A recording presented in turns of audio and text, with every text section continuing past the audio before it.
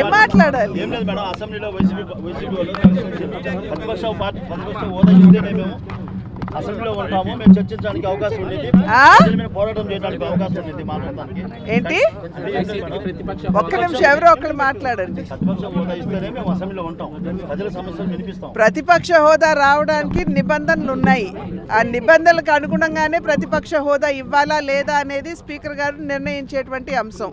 వారికి ఏదైతే పర్సంటేజ్ ఉండాలో, ఇన్ని సీట్లు ఉండాలి అనేటువంటి నిబంధన ఏదైతే ఉందో అన్ని సీట్లు లేవు కనుక ప్రతిపక్ష హోదా అనేది ఇవ్వడం అనేది కష్టం అనేది అందరికీ తెలుసు.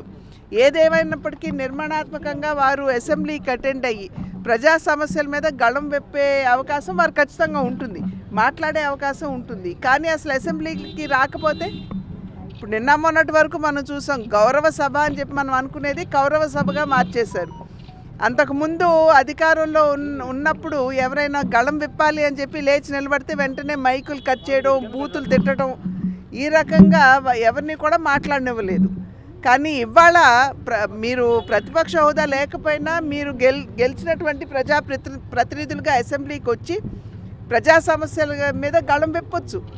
కానీ ఇవాళ ప్రజలు ఏదైతే విశ్వాసంతో వారికి ఓట్లు వేశారో ఇవాళ ఆ ఓట్లని అపహాస్యం చేశారని చెప్పి గమనించాలి. ఇప్పుడు ఏపీలో వైసీపీ పార్టీ ఒకటే ఉంది, కానీ వైసీపీకి ఇవ్వాలని చెప్పి మీ బీజేపీ నేత సుబ్రహ్మణ్య స్వామి కూడా చెప్తున్నారు. మేడం సుబ్రహ్మణ్య స్వామి గారిని అడగండి.